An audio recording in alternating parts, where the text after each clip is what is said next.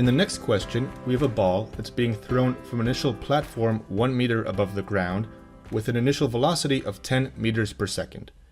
In other words, a ball is thrown from an initial height of 1 meter above the ground with an initial velocity of 10 meters per second.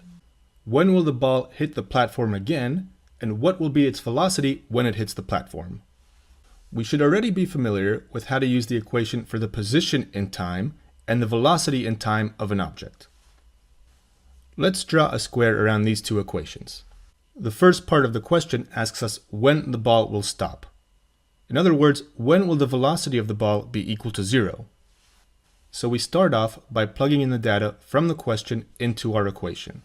We have the initial position, y sub 0 equals plus 1, the initial velocity, v sub 0 equals plus 10, and g, which is gravity, equals minus 10.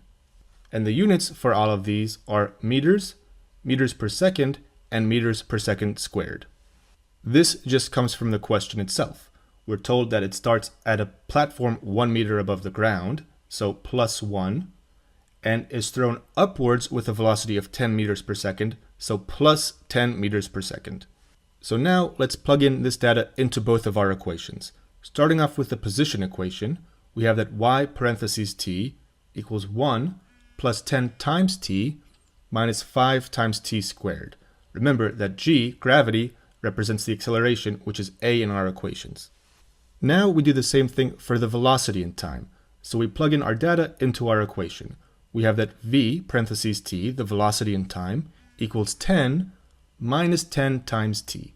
So we have both of our equations, and let's also see how we can visualize this data. Let's add time starting with t equals 0, and also the position in time and velocity in time.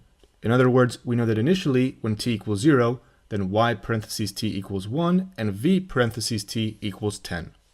We can see that when time t equals 0, then if we plug this into our equation, we have that y parentheses t equals 1 plus 10 times 0 minus 5 times 0 squared, which is just 1.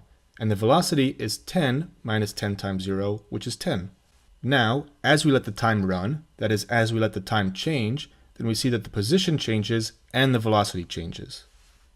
If we want, we can better visualize this information by adding a dot representing the position of our object, and at time t equals 0, we have the initial position as 1, and so we start off at y equals 1.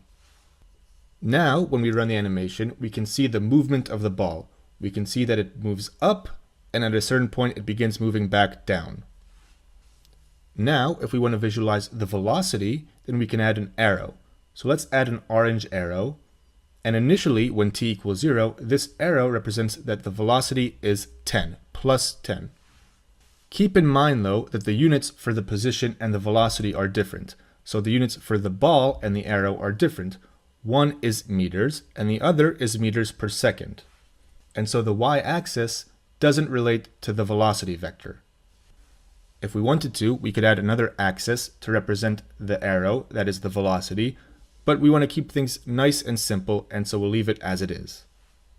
When we run the animation, we see that the arrow becomes smaller and smaller, and then as it passes the 0 point, it points downwards and becomes larger and larger. In other words, the value for the velocity is becoming smaller and smaller. And this, of course, follows from gravity. Gravity points downwards, and it tells us that every second the velocity loses 10 meters per second. It becomes 10 meters per second smaller. So now let's begin solving the problem, starting off with when will the ball stop moving? To answer this question, we have to set the velocity equation equal to 0. Because when the velocity equals 0, it tells us that the ball has stopped moving. So we write that 0 equals 10 minus 10 times t. And we want to solve for the time when this velocity is equal to 0. So we want to solve for t, and it's obvious that t equals 1. So in other words, when t equals 1, or 1 second from the initial moment when the ball is thrown, then the velocity will again be 0. The second question asks us where will the ball stop? What will be its height? So we take this 1 second and we plug it into our position equation. So the position, when the velocity is equal to 0, is equal to 1 plus 10 times 1 minus 5 times 1 squared. 1 plus 10 minus 5 is equal to 6, and so the height when the velocity is equal to 0, or when the ball stops moving, is 6 meters. This is also when the ball reaches its maximum height. The maximum height is achieved when the velocity stops moving, when it stops moving upwards. If we look at the animation again, we see that the ball moves upwards and reaches 6 meters and then begins to move back downwards. We also see that as the ball moves higher and higher, then the arrow representing the velocity becomes smaller and smaller. When we're near t equals 1, then the velocity is near 0 and the position is near 6. When t is equal to 1, then the position is 6 and the velocity is 0. We see that 6 meters is the maximum height that the ball achieves because as the time continues to run, then the ball begins to move back downwards. And the third part of the question asks us, when will the ball hit the platform again? In other words, when will the ball reach its initial position? Or, when will the ball reach y equals 1 meter again? So we plug this into our position equation. We know that the height when the ball hits the platform again is 1, and so 1 equals 1 plus 10 times t minus 5 times t squared. Solving for t, we see that t equals 0 and 2. 0 represents the initial moment in time when the ball is thrown upwards with 10 meters per second, and so when t equals 2, the ball has hit the platform once again. And you can show this because 1 plus 10 times 2 is 1 plus 20, minus 5 times 2 squared is minus 20, and so 1 plus 20 minus 20 is just 1. So we can write that the time when y is equal to 1 meter again is equal to 2 seconds. Last, we want to answer what will be its velocity when it hits the platform again. In other words, we want to answer what will be its velocity when t equals 2 seconds.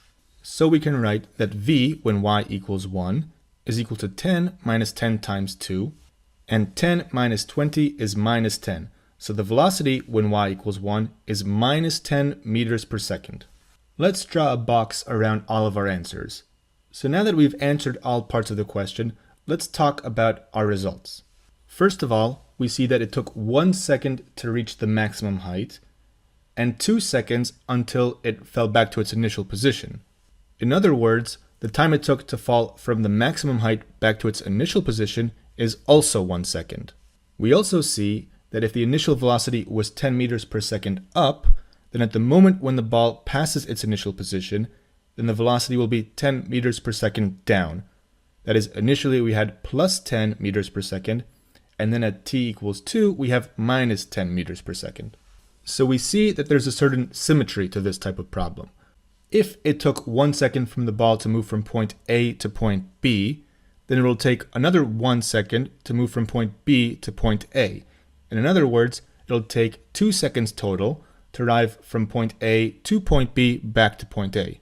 We also see that if the ball starts at point A with some initial velocity of plus v, then when it passes the initial position once again, then it has that same velocity but in the opposite direction. With all of that said, I hope everything was clear, and we can move on to the next question.